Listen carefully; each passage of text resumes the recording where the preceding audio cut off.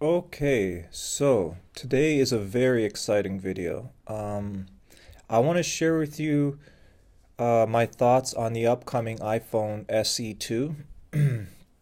Now, I've roamed around on the internet and I just basically compiled what I think are probably the most interesting specs and rumors regarding the new iPhone SE 2.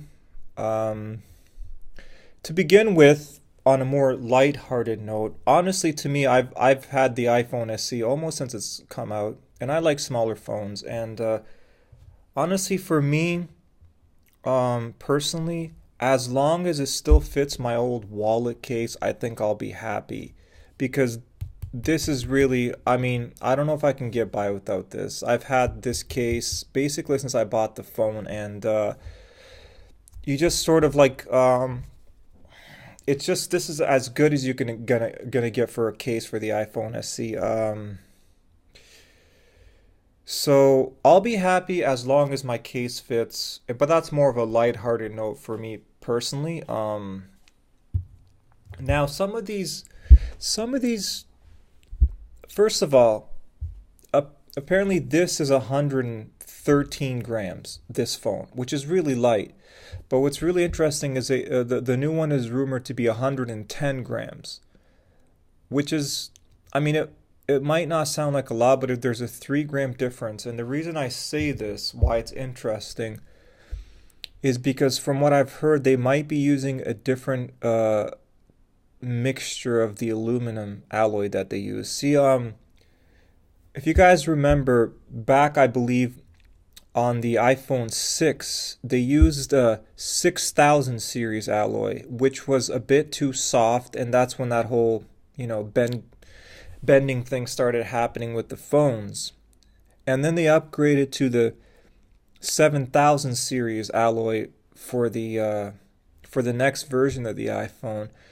Now, what's interesting is this new iPhone SE 2 is reported to use a new alloy somewhere in between the two, like at about the 6500 range, which I think, honestly, to when you really think about it, that probably is the ideal range, and I'm surprised they actually didn't choose that originally, because from everything I've heard, the 6000 series was just slightly too soft, but the 7000, from what I've heard, was a bit too hard and rigid.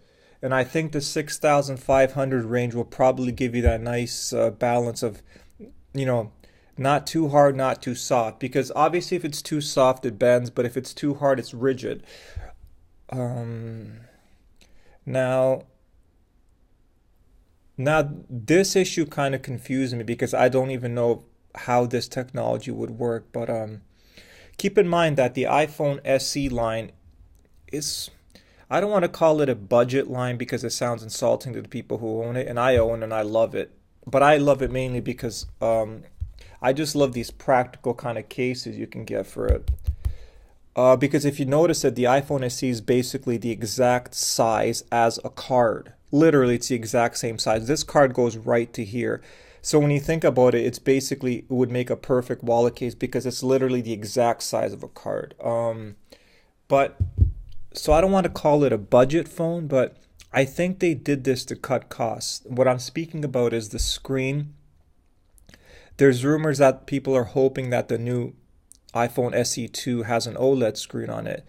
Now, from everything that I've read, they're using some sort of hybrid screen. It's somewhere in between an OLED and an LCD. I just don't understand exactly how that technology works. I think basically the thing is, they wanted to go the OLED route, but they wanted to cut costs also. But in a weird way, if you have a screen somewhere in between the two, it might just end up working perfectly, similar to the 6500 series aluminum. Because the thing is, there's people who still like LCD screens a lot, and there's people who like OLED screens a lot. But for example, um, maybe if they actually blend the two technologies, you'll have the best of both worlds. So it might seem like a budget thing, but it might end up being like a really great screen. I'll be interested to see how exactly they take the OLED and the LCD and sort of merge it into one technology. But as long as it cuts costs a bit and it makes the iPhone SE like reasonable price wise, then I'll be happy. Now this rumor, I have a feeling is not true because it makes no sense. But there's word out there that the whole headphone port thing. People are concerned about the fact that they're removing them. This is an odd move. They are taking away the headphone port for it, but it's not in a way you think. So traditionally speaking, what they usually do is they take the headphone port away and they remove it completely. What I see here is that they're thinking of like taking away the headphone port but putting a full size quarter-inch jack on it for audiophile purposes. Now that's a really like aggressive move. It's not a very Apple move. I know LG phones typically like to do that a lot. They like to cater to the audiophile market. They have like really high-end DACs on their phones. But I think a quarter-inch full-size headphone port is really, that's a stretch because that's a pretty hefty size headphone port. But it would cater to the high-end studio headphones, which a lot of them have the big quarter-inch jack. We'll see how that goes. My only problem is if that was the case, I would have to probably cut out a slightly bigger hole on this case because I'm not going to get rid of this case. I'll just like, I can machine a sort of like a larger circle on this, and I'm sure I can get away with it. That would be a little, I honestly think out of all the rumors, that one's really pushing it. But it would make an impressive phone. Like, I mean, audio-wise, it would be a really impressive phone because you have to think about it this way. They would have no competition because there's really no phone that has a full, like quarter-inch jack or whatever. What is that? Like a 1/4 inch jack, whatever that is. Yeah, so that is like, that's something to think about.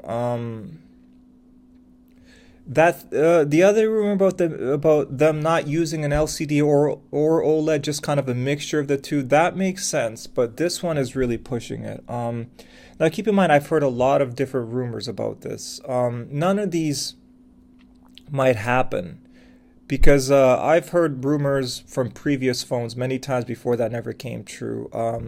For example, if you guys remember with that iPhone X. iPhone 10, whatever you want to call it, there was a rumor that there was going to be a fingerprint reader right in the display. That never happened. So don't take all these rumors as fact because they literally are just rumors. I just wanted to sort of like go over a couple that I found the most interesting. I'm really curious to see if they really do drop the weight to 110 grams. That'd be something to think about. Now, this video is 8 minutes and 33 seconds, which is perfect to cut it off from now. And I hope we keep talking about these rumors and see how they progress. I'll keep you guys updated if I find any more info on it. And I hope you guys have a great rest of your day. Take care. Bye.